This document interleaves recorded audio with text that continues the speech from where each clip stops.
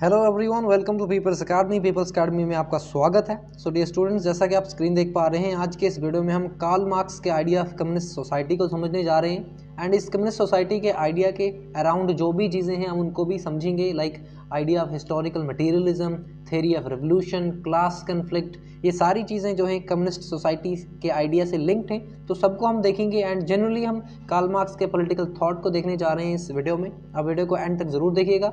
And अगर आप channel पे पहली बार आए हैं तो चैनल को सब्सक्राइब करें एंड बाकी लोगों से भी शेयर करें, सो दैट ये वीडियो बाकी लोगों तक भी पहुंच सके।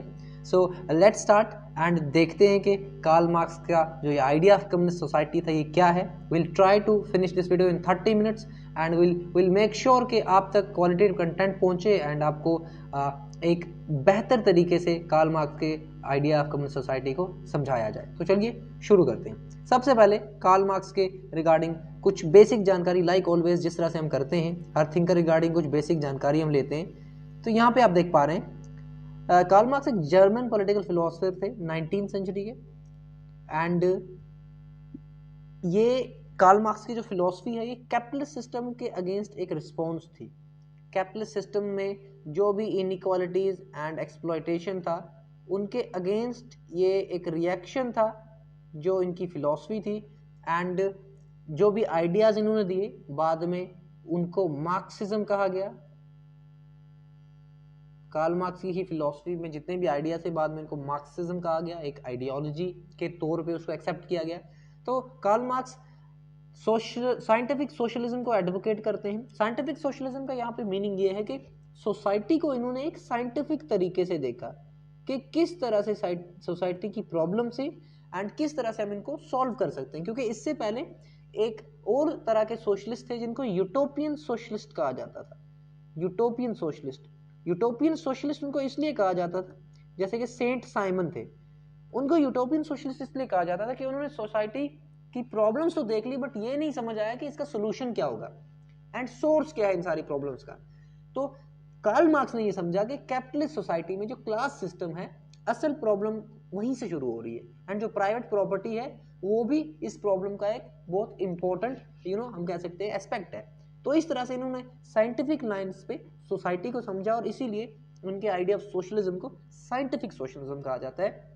कार्ल मार्क्स की कुछ इंपॉर्टेंट किताबें हैं यहाँ पे, जैसे कि आप देख पा रहे हैं, economic and philosophical manuscripts, poverty of philosophy, class struggle in France, German ideology, communist manifesto, Das Kapital के 3 वॉल्यूम थे, 1879, 1885, 1894।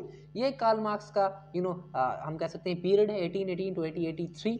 एंड आगे बढ़ते हैं एंड अब हम कार्ल मार्क्स के आइडिया ऑफ कम्युनिस्ट सोसाइटी की शुरुआत करते हैं। एंड सबसे पहले आइडिया ऑफ क्लास कन्फ्लिक्ट को हमें समझना होगा अगर हमने कम्युनिस्ट सोसाइटी को समझना है।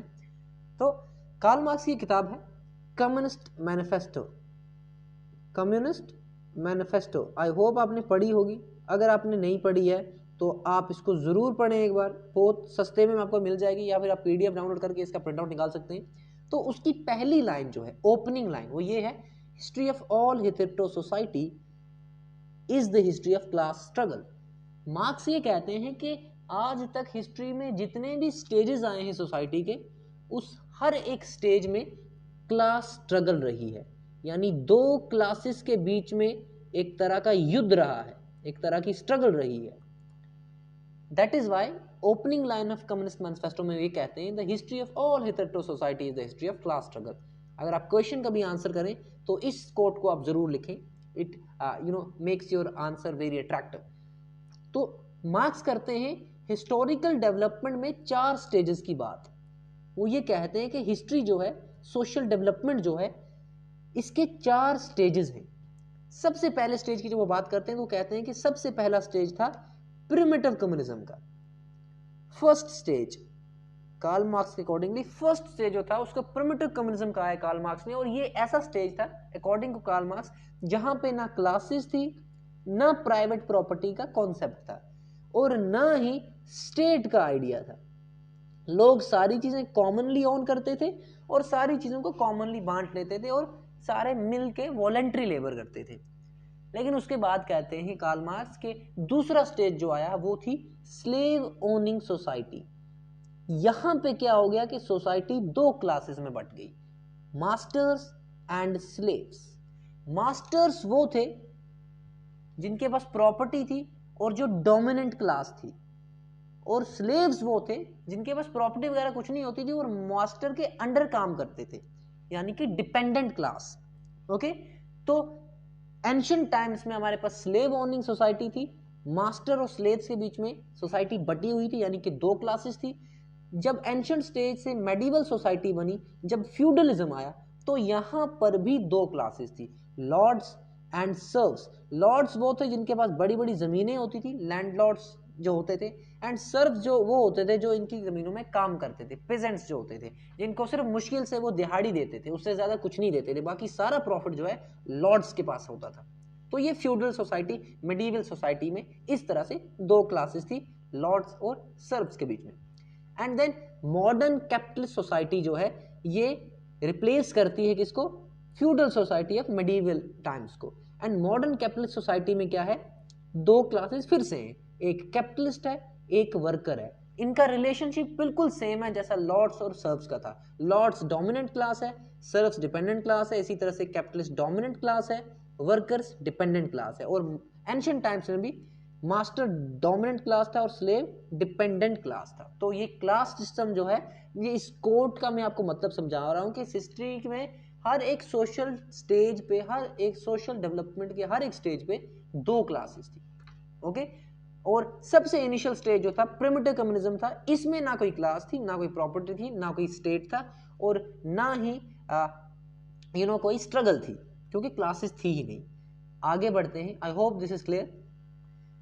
मार्क्स कहते हैं कि जितनी भी सोशल रिलेशंस हैं वो सारी इकोनॉमिक कंडीशंस से डिटरमाइन होती हैं। इट मींस इकोनॉमी डिसाइड करेगी कि बाकी चीजें कैसी होंगी।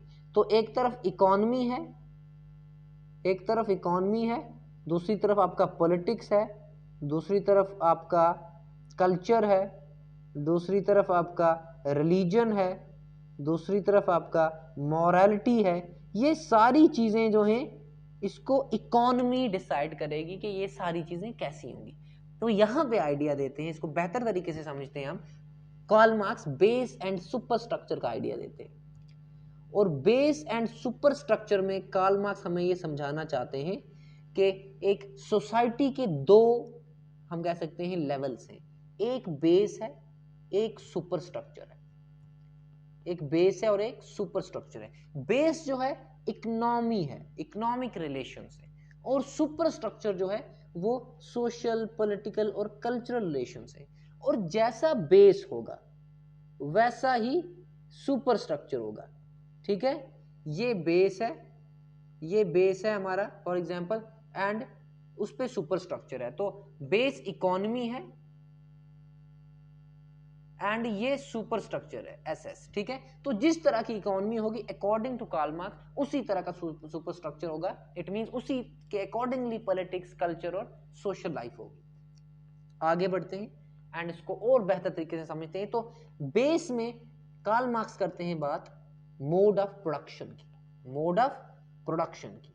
एंड जब मोड ऑफ प्रोडक्शन की बात करते हैं कार्ल मार्क्स, तो वो कहते हैं कि ये जो मोड ऑफ प्रोडक्शन है इसके दो पार्ट्स हैं, forces of production and relations of production.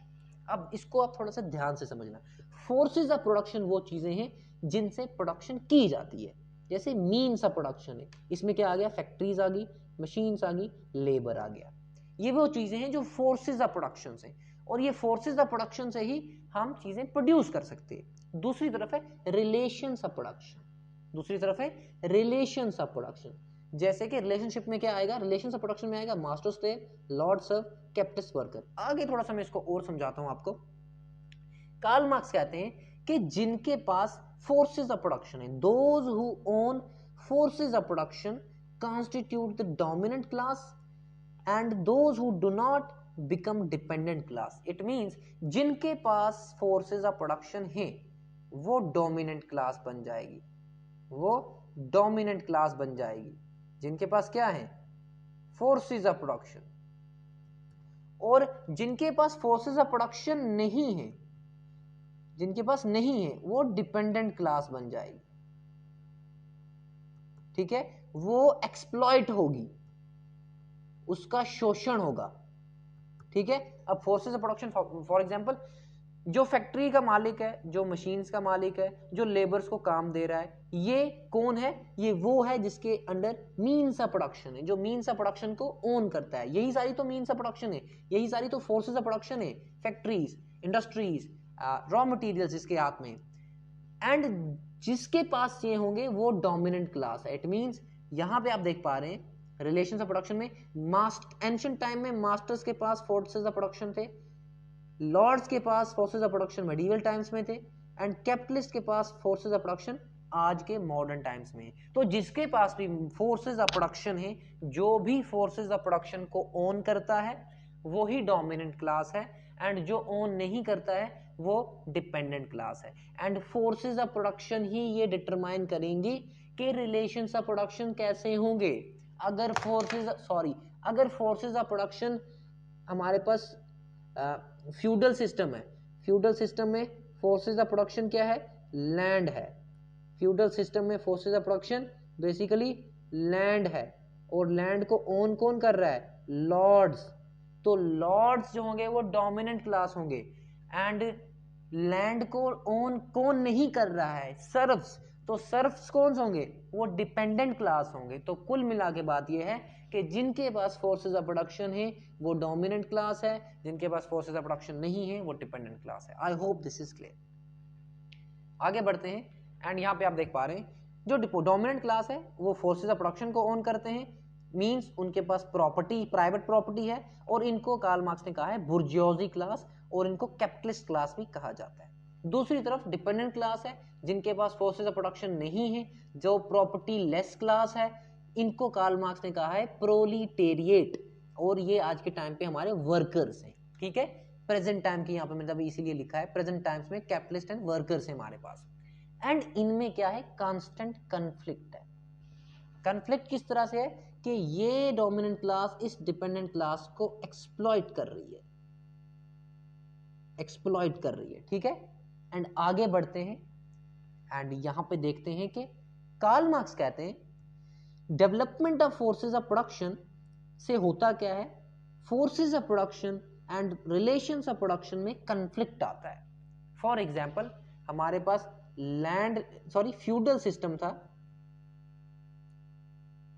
FEUDAL, okay, feudal system था, और फ्यूडल सिस्टम में जब डेवलपमेंट आई, जब मशीन्स वगैरह आ गई, तो फ्यूडल सिस्टम को रिप्लेस किया इंडस्ट्रियल सिस्टम ने। इंडस्ट्रियल रेवोल्यूशन जब आया, मशीन्स ने रिप्लेस कर दिया फ्यूडल सिस्टम को। तो यहां पे बताने वाली बात यह है कि जब भी फोर्सेस ऑफ प्रोडक्शन में डेवलपमेंट होगी तो उस टाइम का जो फोर्सेस ऑफ प्रोडक्शन और रिलेशंस ऑफ प्रोडक्शन होंगे उनमें कन्फ्लिक्ट आ जाएगा, और जब फोर्सेस ऑफ प्रोडक्शन और रिलेशंस ऑफ प्रोडक्शन में कन्फ्लिक्ट आ गया तो एग्जिस्टिंग मोड ऑफ प्रोडक्शन जो होगा वो टूटेगा, वो ब्रेक डाउन होगा, और एक नया मोड ऑफ प्रोडक्शन बनेगा। इसको और अच्छे तरीके से समझने के लिए यहां पे मैंने स्लाइड्स रखे हुए हैं, लेकिन फिर से एक बार आपको बताता हूं मैं कि जब फोर्सेस ऑफ प्रोडक्शन में इंप्रूवमेंट आएगी, डेवलपमेंट आएगी, तो फोर्सेस ऑफ प्रोडक्शन और रिलेशंस ऑफ प्रोडक्शन में कंफ्लिक्ट पैदा होगा, और जब इन दो में कंफ्लिक्ट पैदा होगा तो existing mode of production break down होगा और एक नया मोड ऑफ प्रोडक्शन बनेगा। I hope this is clear. And यहां पे आप इसको समझते हैं। देखें, पहले क्या होता था? फ्यूडलिज्म होता था, और रिलेशंस ऑफ प्रोडक्शन क्या थी? रिलेशन ऑफ प्रोडक्शन थी कि लॉर्ड और सर्फ में रिलेशन है डोमिनेंट एंड डिपेंडेंट क्लास की। लेकिन जब फ्यूडलिज्म को इंडस्ट्रियल रेवोल्यूशन की वजह से रिप्लेस किया गया कैपिटलिस्ट सिस्टम के द्वारा, फ्यूडलिज्म था हमारे पास मेडिवल टाइम्स में, लेकिन जब इंडस्ट्रियल रेवोल्यूशन आया, मशीन्स आ गई, फैक्ट्रीज बनने लग गई, अब मैनुअल काम नहीं होता है, मशीनें काम करती हैं, तो फ्यूडलिज्म को रिप्लेस किया कैपिटलिस्ट सिस्टम ने, एक नई कैपिटलिस्ट क्लास आ गई। तो जब नई कैपिटलिस्ट क्लास आ गई तो हमारे पास रिलेशन ऑफ प्रोडक्शन भी चेंज हो गया। कहां से? लॉर्ड एंड सर्व से अब हमारे पास कैपिटलिस्ट एंड वर्कर है। तो कैपिटलिस्ट एंड वर्कर जो है ना, इनकी एक रिलेशन है, इसको रिलेशन ऑफ प्रोडक्शन कहा जाता है। ठीक है, एंड फोर्सेस ऑफ प्रोडक्शन क्या है? मशीन्स। तो जब मशीन आ गई तो लॉर्ड एंड सर्व का रिलेशन ऑफ प्रोडक्शन चेंज हो गया, किसमें? कैपिटलिस्ट एंड वर्कर में। आई होप दिस इज क्लियर। और यहां पे क्या हो गया? फ्यूडलिज्म जो कि पहला मोड ऑफ प्रोडक्शन था, अब वो चेंज हो गया किसमें? कैपिटलिज्म में, जो कि नया मोड ऑफ प्रोडक्शन है। आई होप दिस इज क्लियर। आगे बढ़ते हैं, और यहाँ पे समझते हैं, मार्क्स कहते हैं, marks argued that capitalist mode of production involves the exploitation of the working class. Marks कहते हैं कि कैपिटलिस्ट मोड ऑफ प्रोडक्शन में वर्किंग क्लास की एक्सप्लॉयटेशन हो रही है, वर्किंग क्लास की एक्सप्लॉयटेशन हो रही है, उनका शोषण हो रहा है, उसको एक्सप्लॉयट किया जा रहा है कैपिटलिस्ट के द्वारा, जो कि बुर्जोजी क्लास है, जो कि प्रॉपर्टी वाली क्लास है, जिनके पास बहुत सारी प्रॉपर्टी है एंड जो वर्कर को एक्सप्लॉयट कर रहे हैं। और एक्सप्लॉयट कैसे हो रहा है वर्कर, इस पर आइडिया देते हैं कार्ल मार्क्स सरप्लस वैल्यू का, कि अगर हमें वर्कर की एक्सप्लॉयटेशन को समझना है तो हमें वर्कर की एक्सप्लॉयटेशन को समझना है तो हमें सरप्लस वैल्यू के आइडिया को समझना होगा। सरप्लस वैल्यू का आइडिया क्या है? तो मार्क्स कहते हैं worker is not paid according to the price of the value he creates but according to the market price। अब कार्ल मार्क्स कहते हैं कि जो वर्कर है, वर्कर जो वैल्यू प्रोड्यूस कर रहा है उसको उसके अकॉर्डिंगली पैसे नहीं दिए जा रहे हैं, बट मार्केट प्राइस के अकॉर्डिंगली उसको लेबर दिया जा रहा है। For example, a shoemaker in a factory is not paid according to the value of the shoe he creates। यानी कि एक शू मेकर है, for example A is a shoe maker in industry, एक दिन में वो 10 जूते बना रहा है और ये 10 जूतों की जो वैल्यू है ये हमारे पास है, हम कह सकते हैं 20,000, ठीक है, 20,000 10 शू की वैल्यू है जो एक दिन में वर्कर बना रहा है। अब 30 दिन में वर्कर कितने शू बनाएगा? 30 दिन में वर्कर अराउंड 300 शू बनाएगा, और 300 शू को 20 के साथ मल्टीप्लाई करो तो बहुत सारे लाखों में पैसा बन जाता है। लेकिन वर्कर को उस महीने की सैलरी कितनी दी जाती है?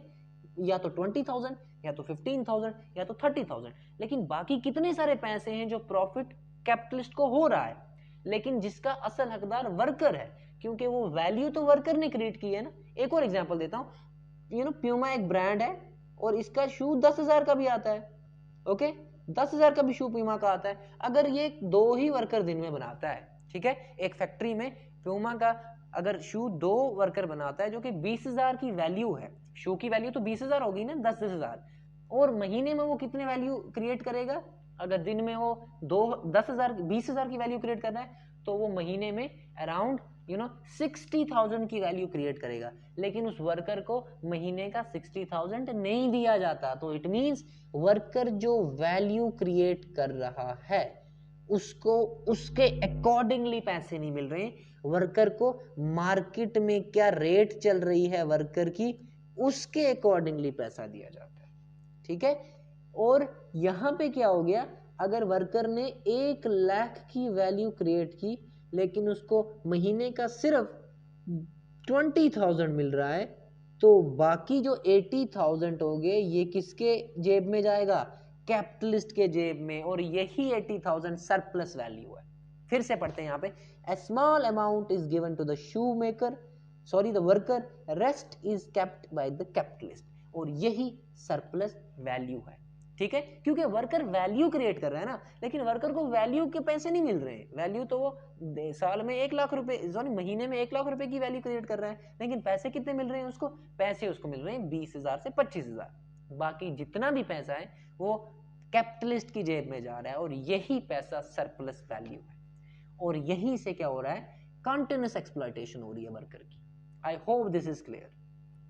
आगे बढ़ते हैं एंड यहां पे आप देखेंगे कि थोड़ा सा और हम आगे बढ़ते हैं एंड अब कहते हैं मार्क्स के how to stop this exploitation, के अब किस तरह से वर्कर की जो ये एक्सप्लॉयटेशन है इसको हम रोक सकते हैं। तो मार्क्स देते हैं आइडिया रिवोल्यूशन का, कि भाई ये सिस्टम ऑफ कैपिटलिस्ट सिस्टम जो है, इस कैपिटलिस्ट सिस्टम को हमें हटाना होगा एक रिवोल्यूशन के थ्रू, एंड तभी जाके ये एक्सप्लॉयटेशन, ये इनइक्वालिटी खत्म होगी।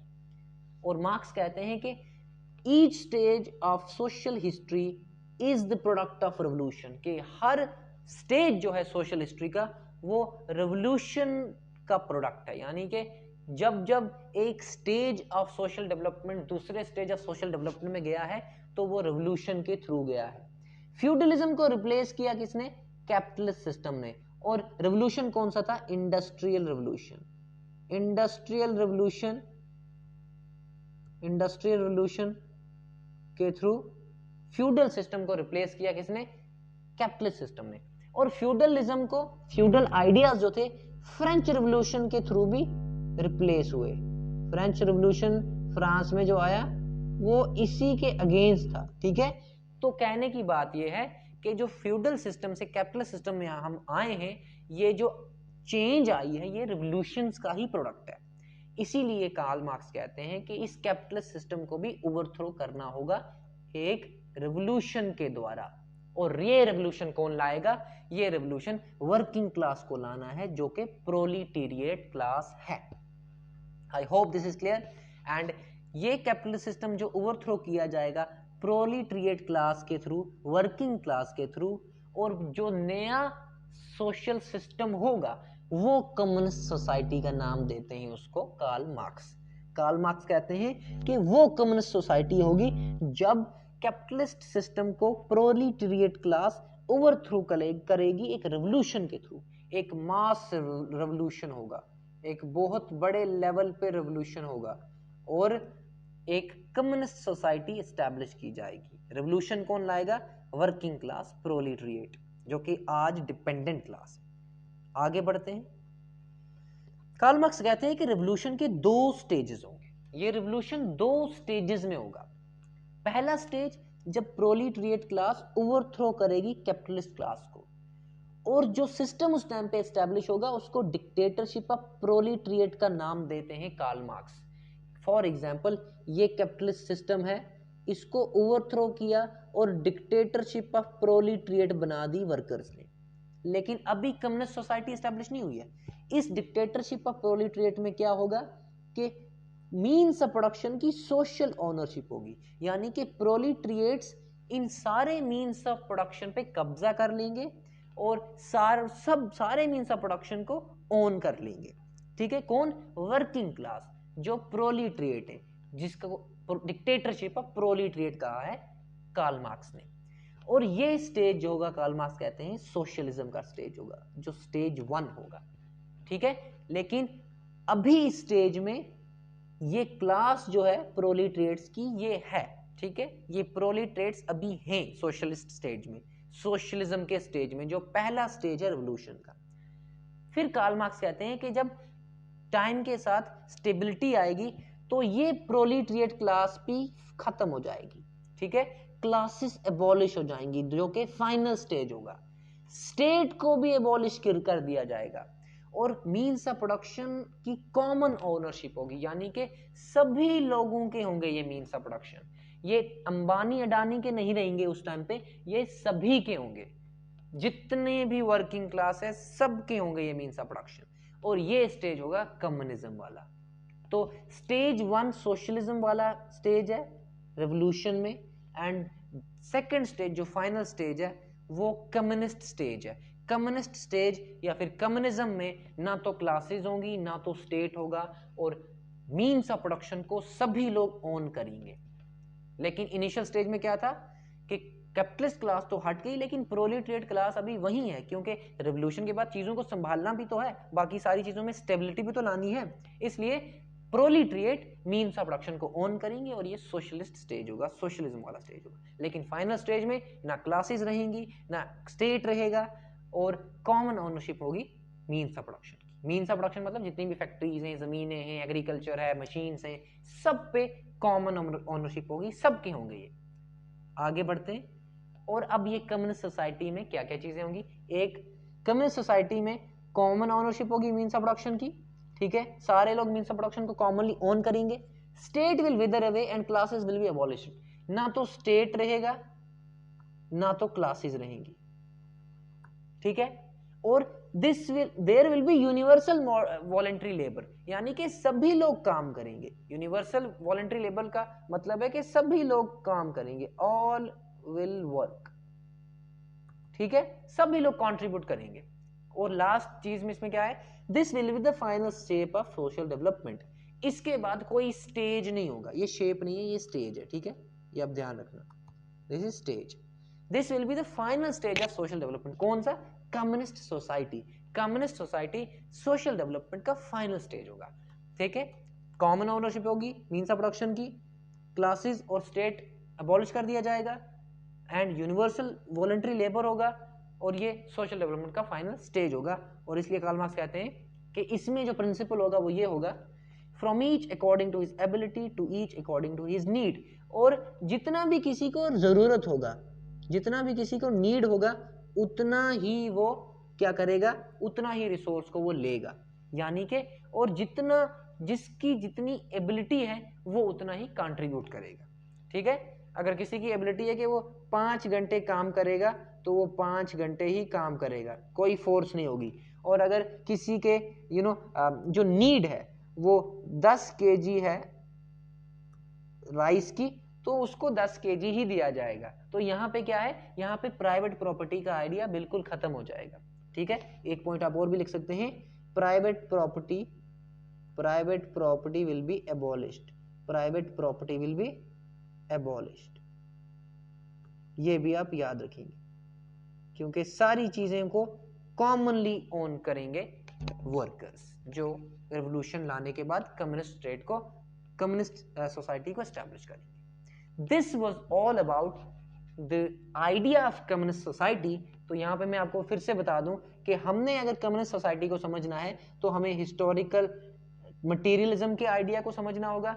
और हिस्टोरिकल मटेरियलिज्म का आइडिया क्या है कि सोशल डेवलपमेंट का कोई भी स्टेज हो, उसको हमेशा इकोनॉमी जो है वो डिटरमाइन करती है। जितने भी रिलेशंस हैं सबको इकोनॉमी डिटरमाइन करती है। बेस और स्ट्रक्चर, बेस इकोनॉमी है, बाकी सारी चीजें स्ट्रक्चर हैं। फिर बेस में forces of production, relations of production, जैसे फोर्सेस ऑफ प्रोडक्शन होंगे वैसे ही रिलेशंस ऑफ प्रोडक्शन होंगे। और हमारे पास हमेशा से क्या रहा है, क्लासेस रही हैं, dominant and dependent class, present time में कैपिटलिस्ट एंड वर्कर्स। और ये कैपिटलिस्ट एंड वर्कर्स जो हैं, ये कैपिटलिस्ट सिस्टम में 2 क्लासेस हैं, एंड ये कैपिटलिस्ट सिस्टम में क्या है, एक्सप्लॉयटेशन हो रही है वर्कर्स की कैपिटलिस्ट के द्वारा। और ये एक्सप्लॉयटेशन सरप्लस वैल्यू का आइडिया हमें समझना है, जब हमें एक्सप्लॉयटेशन को समझना है, एंड सरप्लस वैल्यू कैसे होता है, किस तरह से वर्कर वैल्यू क्रिएट करता है लेकिन वैल्यू के अकॉर्डिंगली उसको पैसे नहीं मिलते, एंड देन कैसे स्टॉप करें इस एक्सप्लॉयटेशन को, भाई रेवोल्यूशन के थ्रू। रेवोल्यूशन कौन लाएगा, working class. Working class revolution लाके क्या करेगी, एक कम्युनिस्ट सोसाइटी को एस्टैब्लिश करेगी। रेवोल्यूशन के 2 स्टेज होंगे, पहले स्टेज में सोशलिज्म आएगा, फिर उसके स्टेज में एंड फाइनल स्टेज में कम्युनिज्म आएगा। एंड फाइनली कम्युनिस्ट सोसाइटी में ये सारे फीचर होंगे। And that's all about communist idea of communist society by Karl marks.